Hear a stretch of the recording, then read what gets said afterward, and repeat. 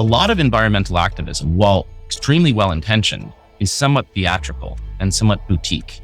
And you see lots of activism around things like, paper straws. And it's like, great, let's not use plastic straws. I get it. I feel like I know way more about straws than I probably should. But there's no way out of the climate crisis through straws. Like, we could literally switch over every single straw that humankind is going to use, and it probably wouldn't have the same impact as like decarbonizing the 2 buildings we're in right now. And if we don't fix those spaces where civilization happens, we're totally screwed. The climate conversation has never been more divided. As disruptors in this space, we're hungry to find solutions to the challenges our environment faces. Welcome to the Climate Rebels podcast. My name is Joel Caesar. I'm joined by Owen Barrett and Chris Pomerleau. We are experts in clean energy, net zero real estate, decarbonization, and entrepreneurship. We celebrate those who take action against the climate crisis and are striving to make the world a cleaner place. Thanks for joining the conversation. Now, let's get to work. Welcome to the Climate Rebels podcast. Today, we're hosting a solo episode with myself and a very special guest in studio, Brendan Wallace. He is the co-founder and managing partner at Fifth Wall, the largest venture capital firm focused on disrupting and transforming the real estate industry and making a significant impact on the built environment. He's on the front lines of the decarbonization movement, and I'm really excited about bringing the conversation to the audience. Man, what an impressive entrepreneur Brendan is. I would say the biggest highlights for me were just the staggering facts he has about the capital needed. I think he mentioned they've measured it to be around $18 trillion to decarbonize the United States real estate sector. It's a big task, but putting a number on it and having the mobilization of the venture capital world that Brendan's a leader in, being focused and successfully raising capital to tackle this crisis is something I think we should all be really excited about, those of us who care about solving the climate crisis. He mentions how there's capital markets who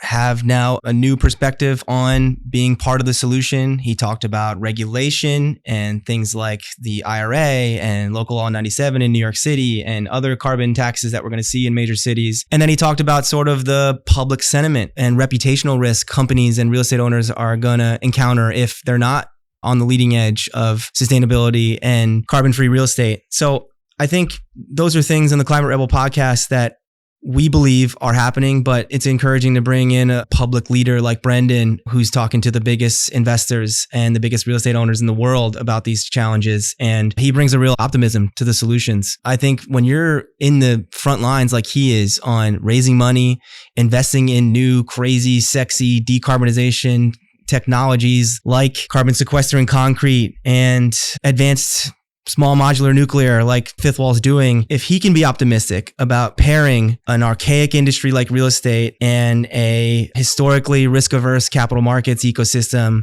with crazy futuristic companies that are going to help us solve the crisis, then I think that should give everyone out there a lot of hope that we can and will do this. Let's get to it. This is Brendan Wallace. Brendan Wallace, welcome to the Climate Rebels podcast. Thank you for having me. So let's get right to work. We always like to ask our guests the first question of, how are you, a climate rebel? I'd say I'm a climate rebel because Fifth Wall, my firm, is focused on decarbonizing what I think is the single most important industry to decarbonize, which is the real estate industry, the built environment. And it's odd that someone would be a rebel focusing on the biggest industry. But to be honest, when you look at the venture ecosystem, the climate venture ecosystem, there's a lot of funds focused on like agriculture and transportation and manufacturing and kind of the traditional culprit industries in the climate crisis, but like none of them were focused on the built environment.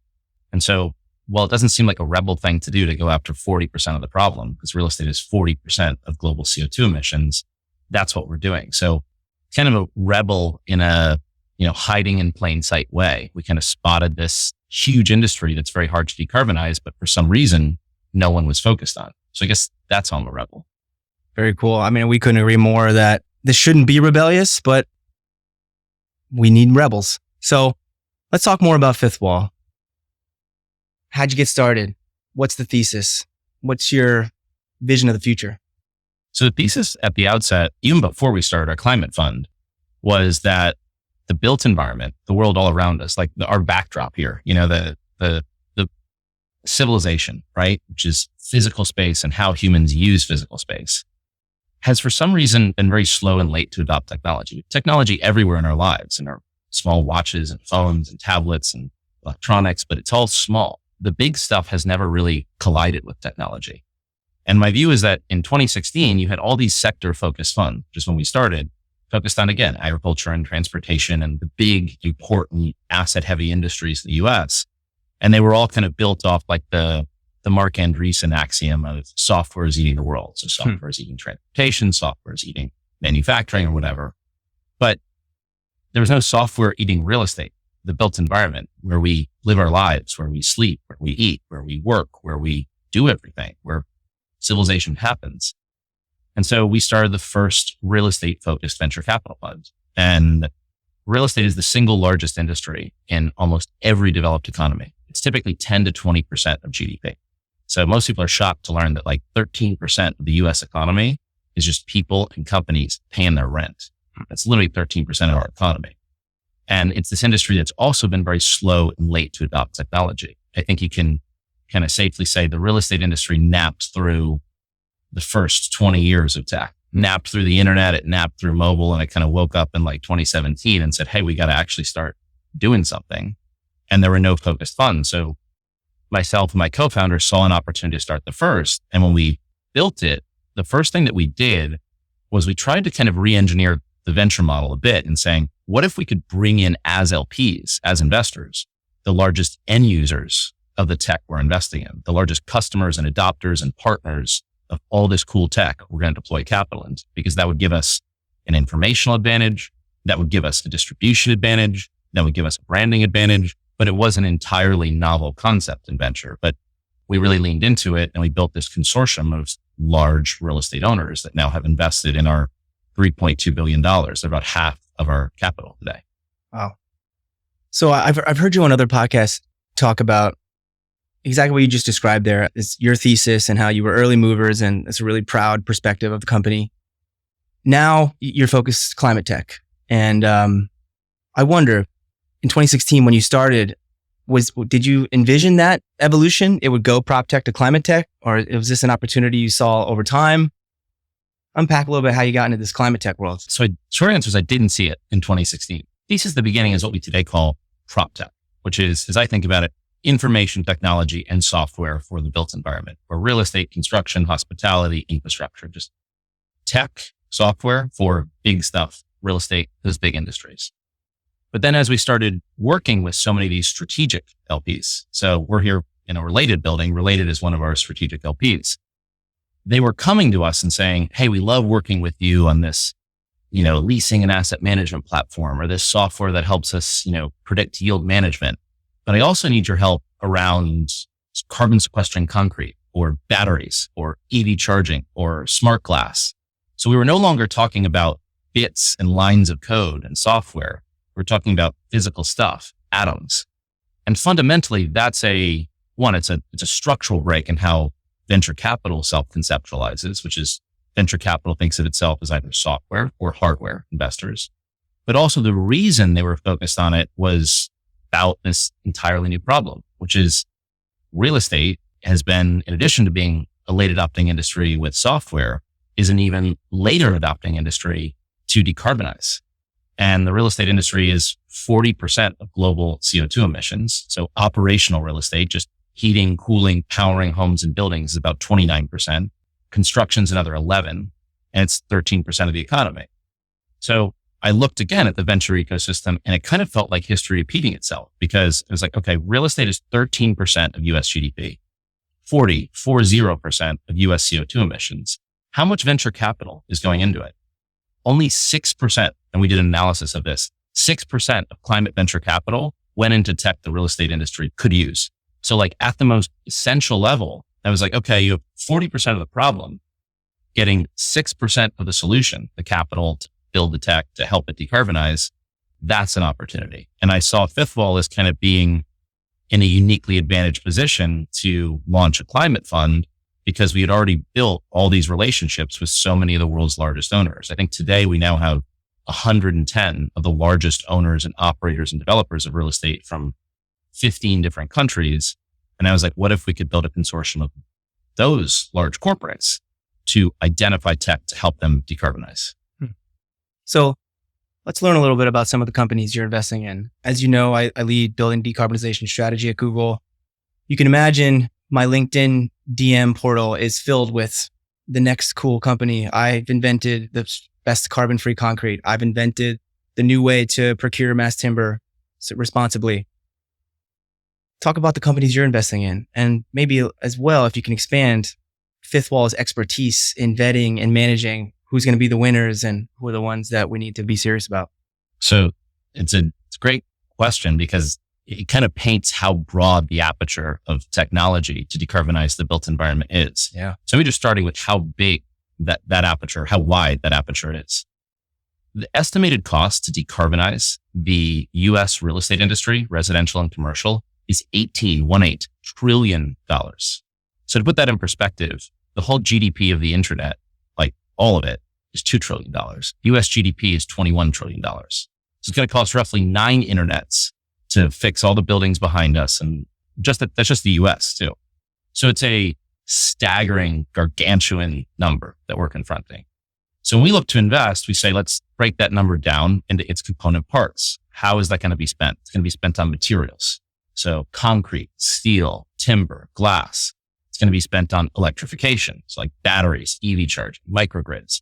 It's going to be spent on smart IoT, motors, lights, switches, everything inside a building that basically moves, and a home as well, like heat pumps and stuff like that. And then it's going to be a whole spectrum of like reg tech, because like carbon accounting and carbon reporting and automation is actually going to become a very big part of this. So we look at those big buckets, then we look to deploy into interesting opportunities. So part of it can be the example. It sounds like one of the companies maybe that ended up in your inbox, which is carbon sequestering concrete. Yep. So concrete is mankind's second most used material after water. Water is what we use the most of. Cement is the second. Wow. And if cement were its own country, it would be the third most polluting country on planet Earth. It'd be the US, then China, then the US, then cement. Wow. So decarbonizing concrete or even mitigating it somewhat is as important as even electrifying all of our vehicles. It's existential. It's existential. And there's all these solutions to do so that have, chemistry solutions. They have carbon injection solutions. They have offsetting solutions and all different permutations and shapes and flavors of that. And it's very dependent on how real estate owners think about their cost structure, where they're operating, how much they're building, the kind of assets they have. So there's no singular answer. And so what we do is we kind of think about ourselves as like building this highly consultative relationship with these owners and operators and developers of real estate, groups like Related, groups like Hilton, groups like British Land and CBRE. We understand what they care about. And sometimes it varies by geography or sector. And then we try to map them to what we think are the opportunities and the risks they're willing to take. And there's probably like 200 companies, probably actually even more today, that are purporting to do some variation of like carbon neutral, carbon negative cement. Yeah. And they're at all different stages of technical risk, capital risk, industrial risk. And so it's a very interesting exercise to try to like find those right fits, because most real estate companies are not as innovative as Google. They're actually far less innovative and they don't understand tech nearly as well. It's not in their DNA. So we have to do a lot of like hands-on consultative hand-holding work with them to help them find these opportunities. And that's, I think, a muscle that we've built as a firm that has really served us well. I'm sure we could do an entire conversation on cement and concrete, but let's keep moving. You mentioned software, carbon accounting, carbon reporting. I sometimes get frustrated, disappointed in the emphasis from capital on new carbon accounting, new software, because my perspective is we're behind in this battle to decarbonize buildings. We need hard physical work to happen, less so on the reporting and accounting. I'm sure you have a perspective on this, but maybe you can describe how does Fifth Wall see the balance in your fund of those two different things? I love this question because this is going to be the lightning rod debate in climate venture. And I think it requires a bit of context because basically you're saying like, hey, should we invest in hardware or hardware and software or just hardware? And what's more important in the relative spectrum of how we're going to decarbonize the economy? And the backdrop, I think, is that every venture capitalist that made money in the last 20 years, they made their money doing one thing: software, information technology, because it's high margin. The marginal cost of production is zero. So it's very attractive as a place to make money. Produces gigantic winners, right? It has some big outcomes. Hardware is totally different. You have a whole different set of risks and problems and capital intensity. And it's oftentimes, winner take most as opposed to winner take all. So it's a totally different type of investing. And I think that there's this somewhat flat-footed approach to say, well, what worked in, the internet is going to work in climate. And the reality is, if we were going to decarbonize our economy with software, we already would have done so, right? This would have been in our rearview mirror, and it's not. It's actually entirely in our front view mirror. Is such a thing as a front view mirror. It's in our windshield. And so this is the problem we're confronting. And I think what's really important is that the climate venture investors need to realize there absolutely is no way to decarbonize our economy without investing in hardware, in physical stuff, in motors, in materials, in atoms. And so there's something in the fact that we need to relearn basically the kind of principles and the drives that fueled the post-industrial revolution scientific explosion, which was about manipulating atoms. We need to relearn that in the modern era, where so many of our brilliant minds and so much of our capital has gone into manipulating bits and lines of code. And that's a real challenge. That's a real inflection. Because when you think about that $18 trillion number I mentioned, the bulk of that 18 trillion is not going into lines of code and software. It's just not. The bulk of it is going to all the stuff behind us, all this stuff, on all these buildings behind us. Every single water cooler is going to be different. Every single motor is going to be different. Every building behind us is going to have a battery in it, probably multiple batteries. That's a lot of physical stuff. And that has supply chain considerations and technical considerations and capital intensity that don't even resemble software investing. So I think this is a very important debate. I would say I come down very squarely on one side of it, which is that software is important. I don't want to undermine its importance in decarbonizing our economy, but it is absolutely not a solution. There is no way, no path forward to decarbonize our economy and save civilization with software alone. Software is an important part of the problem, but it is really a minor part of the problem. The bulk of this is true innovation around industrial engineering, materials, science, stuff, atoms. Wow, I couldn't agree more. On that note, $18 trillion, atoms, physical work, industrial revolution, lessons learned.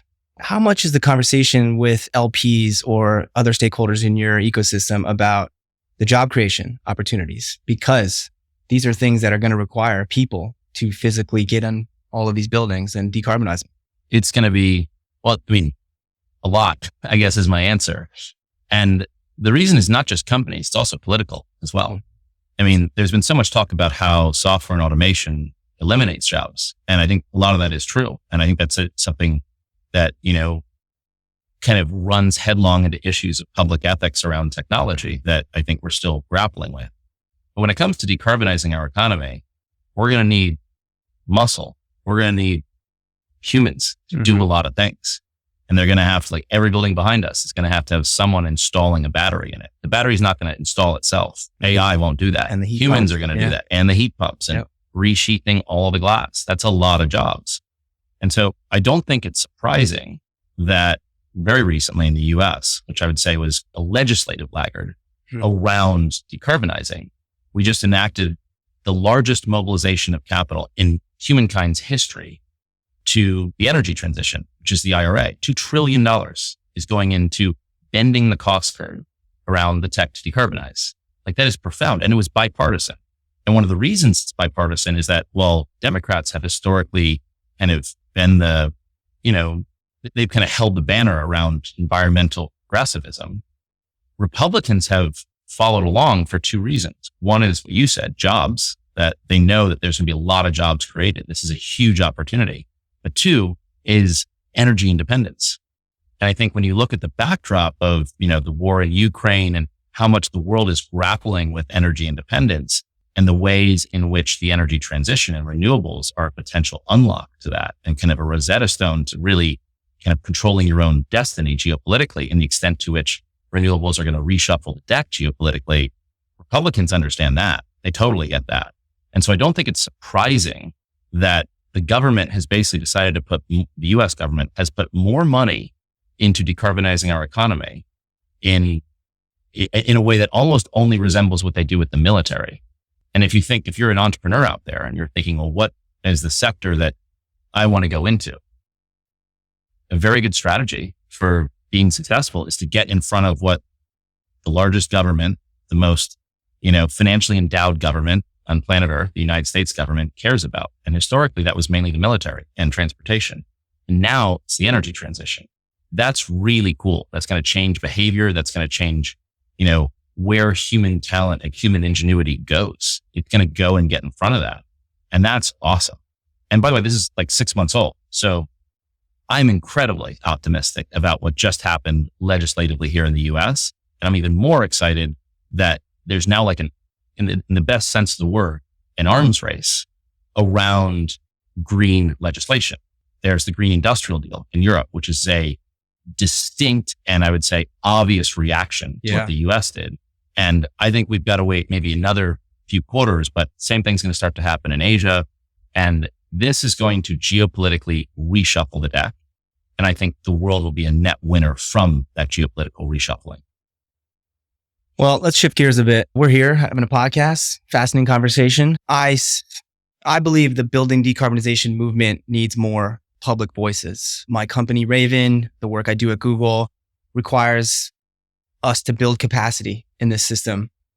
I appreciate what you do. Your voice and your presence in the public forum of social media around these topics, I've found very valuable to my work. And I'm sure a lot of other people believe it.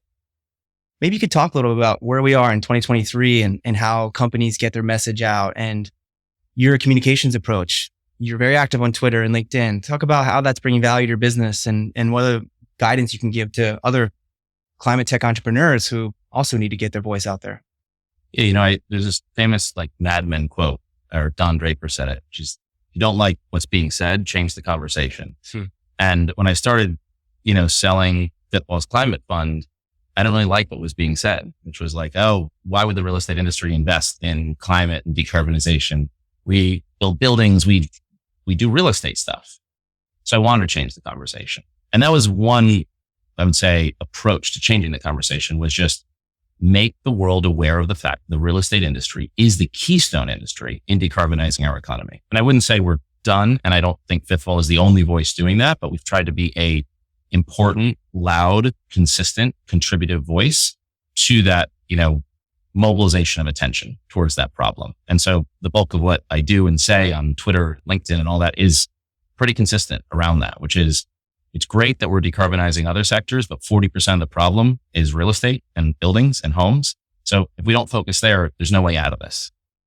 And I think that goes hand in hand with another point, which is a lot of environmental activism, while extremely well-intentioned, is somewhat theatrical and somewhat boutique.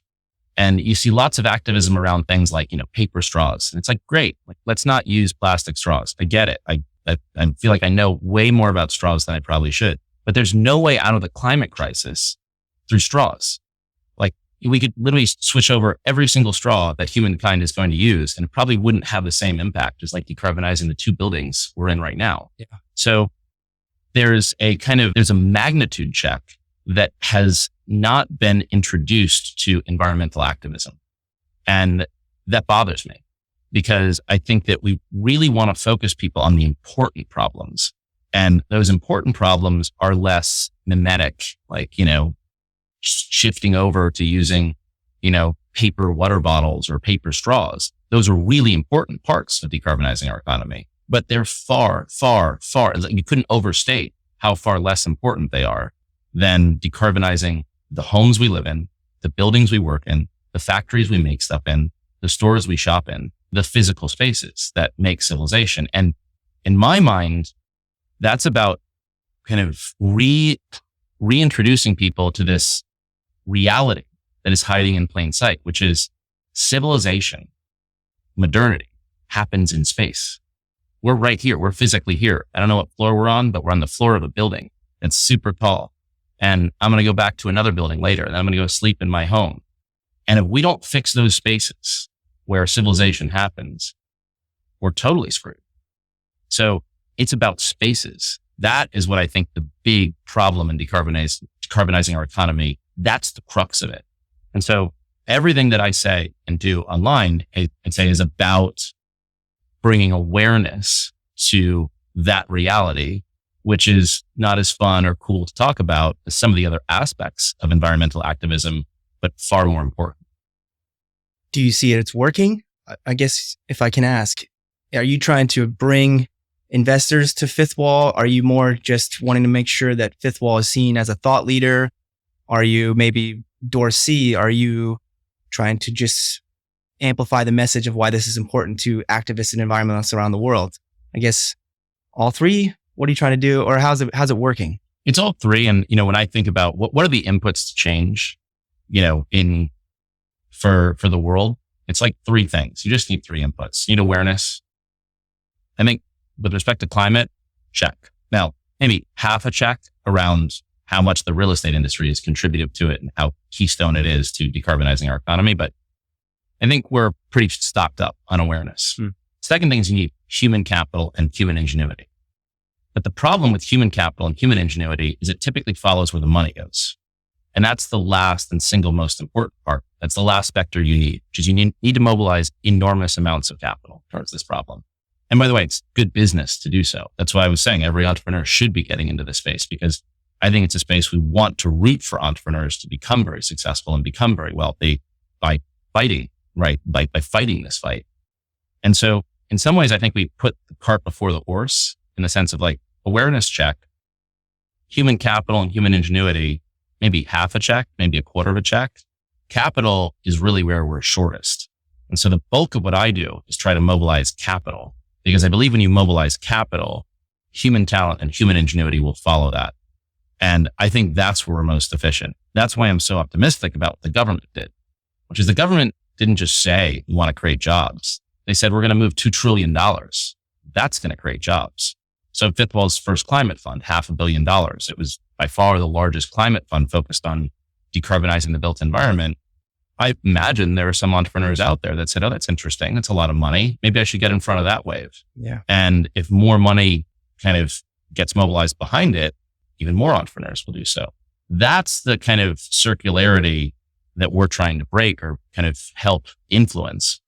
And it's kind of how awareness fits into my particular focus in this problem, which is I want awareness to translate into capital to change how humans dedicate their lives and apply their brilliance, right, in the world, which is they should be applying it towards the big problems.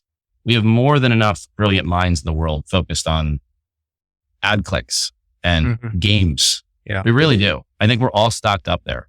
I think we need more entrepreneurs focused on the big existential problems that humanity's grappling with.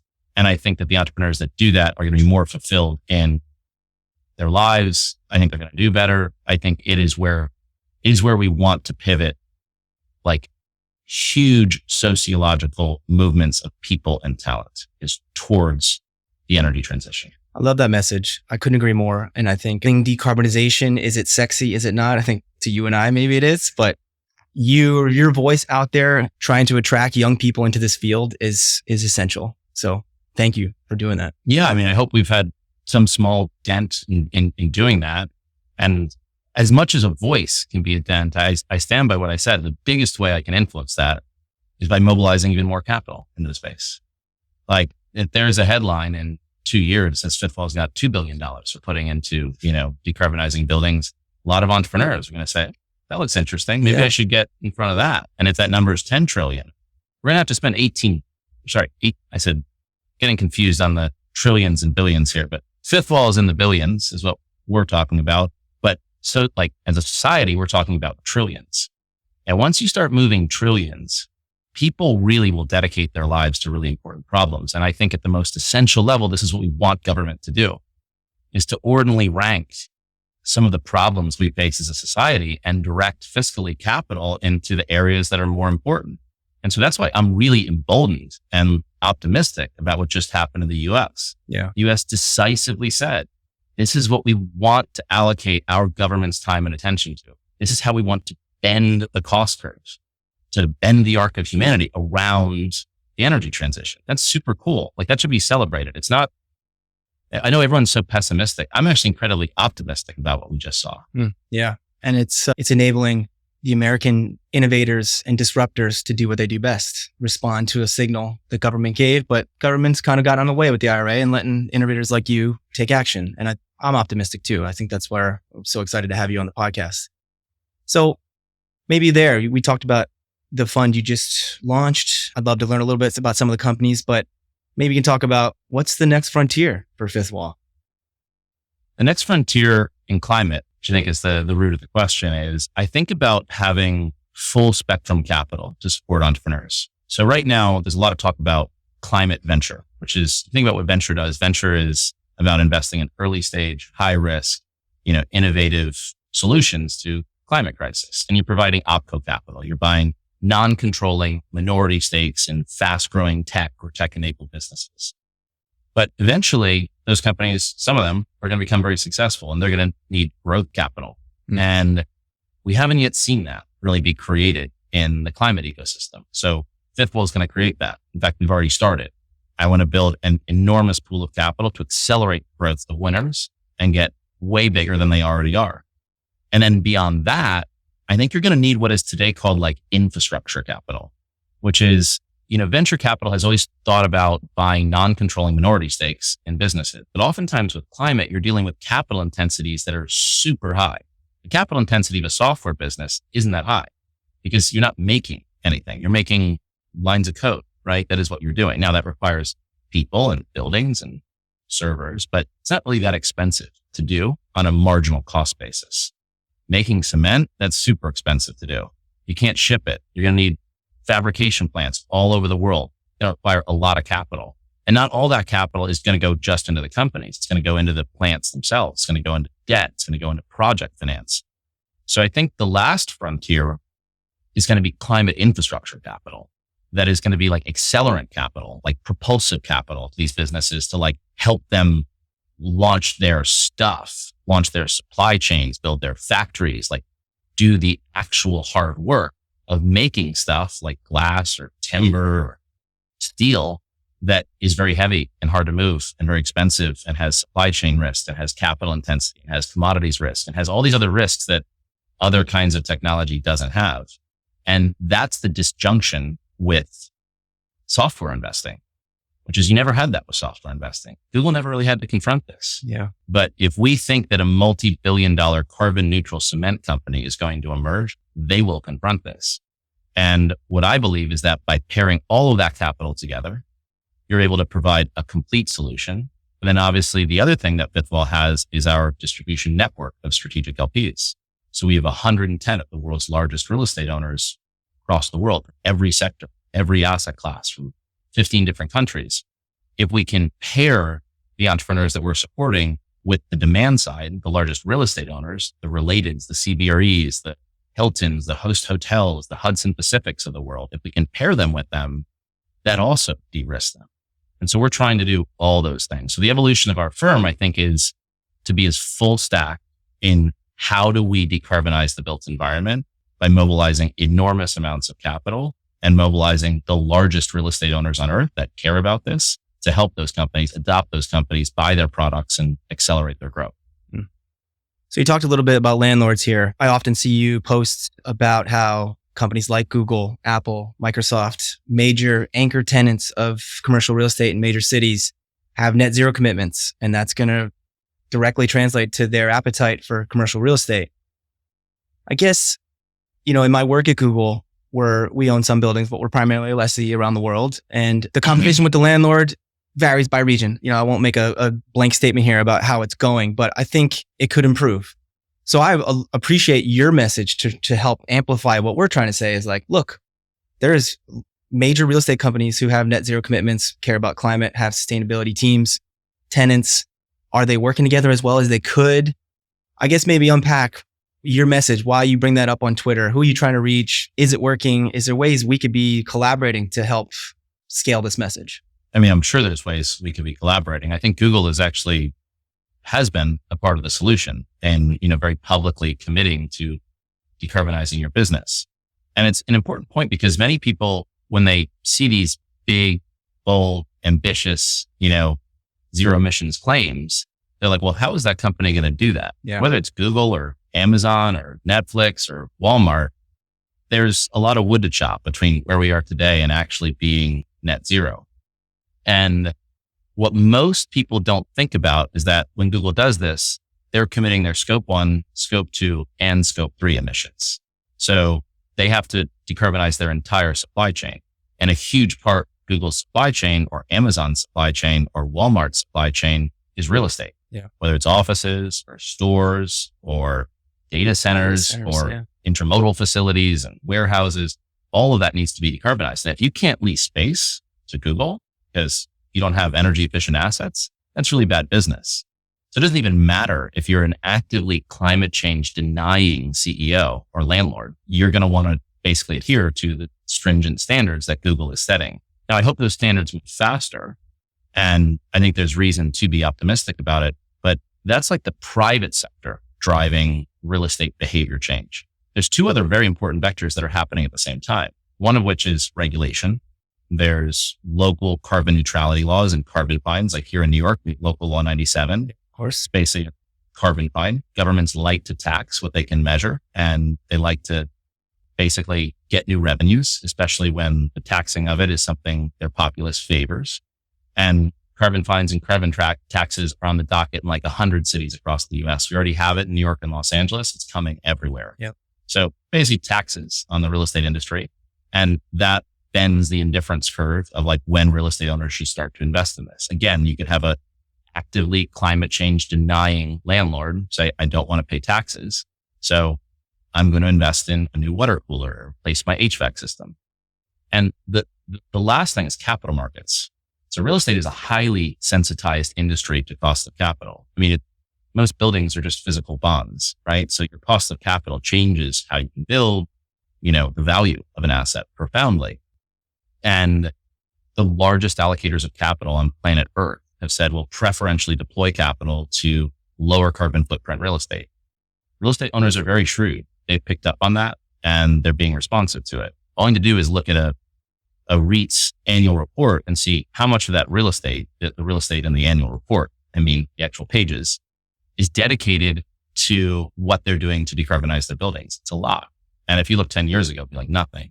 And that's because they're trying to demonstrate to, large REIT investors and, mortgage providers and insurance companies that we care about this. This is what we're doing, because they believe that in so doing, that will lower their cost of capital and give them an advantage over their peers. So the real estate industry is kind of thrust between these three vectors that are colliding on it that are, I think, thankfully, all tailwinds for decarbonization. Yeah, all tailwinds for decarbonization, and going to kind of compel this industry that is really, like, as I said, napped through the generations and the decades when other industries actually tried to decarbonize.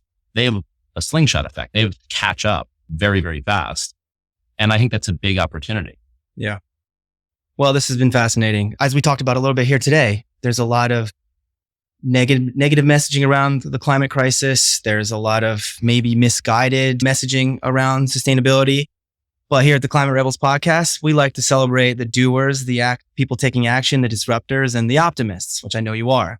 So maybe you can tell us what gives you hope about the future as we wrap up here. A lot of things give me hope. I'll pick three things that give me hope. One is we are seeing at Fifthwall some of the most brilliant entrepreneurs in the world that are dedicating their lives, all of their attention, all of their knowledge to solving bits and pieces of this problem. That's new.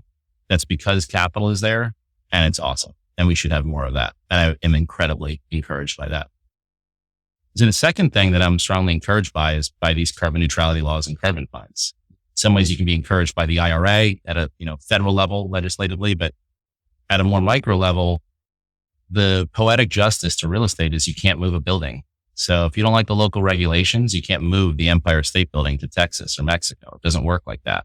So carbon fines and carbon taxes are a good thing because they also bend the cost curve in favor of decarbonizing. I'd say the last thing is real estate owners themselves. I mean, we looked at the real estate industry prior to Fifthwall, and we looked at how much had the real estate industry in aggregate invested in the tech to decarbonize. We looked through all these 10Qs and 10Ks from real estate companies, and we did our best guess what that number is. And it looked like it was about $100 million. It was like $96 million. It's like the price of like that parking garage here, the nothing basically in the context of like the US real estate industry. And Fifth Wall's first fund was 500 million. So we 5X that just in our first fund. And I think we'll 5X that going forward. So I think we are on an exponential growth trajectory in the amount of capital that is getting mobilized to decarbonize the built environment. And I think we're very early on, but geometric growth is a powerful thing. And I think we are like clearly on a geometric growth curve, and that's going to change everything. And I'm really excited about that. Awesome. Well, Brendan, it's been a pleasure. Can you tell our audience, how do we find you? Where's the best place to look to learn more about Fifth Wall and your work? Yeah, I mean, you could look at our Twitter or Fifth Wall's LinkedIn and Twitter. We actually make a lot of videos talking about many of these same issues and topics, ranging from like nuclear to carbon credits to carbon fines to, even the more granular stuff, like the actual technologies that we're investing in. And, we'd also love to meet any entrepreneurs that are out there that are solving parts of this problem. Like we have a lot of capital. We have a lot of relationships. I want to bring them to bear for the smartest minds that are solving this really important problem. So get in touch with us. I'm Brendan at Fifth Wall. It's probably the easiest email address to remember. Brendan spelled Brendan, like every permutation of Brendan exists. Yeah. So that part I had to clarify. Well, it's awesome stuff. I think those of us in the climate movement, building decarbonization movement are thankful there are Fifth Wall exists and the work you do. You just mentioned nuclear. Man, I would love to dive into that further. So maybe you'll have to have you back on the podcast. Yeah, I'd love to. But thank you, Brendan, for being here. Thank you for joining the podcast. You can learn more about the Climate Rebels podcast at joinraven.com. That's Raven with a Y, Rayven. You can find us on all the social medias at joinraven. And until next time, we ask our audience to ask themselves, what are you doing to fight the climate crisis?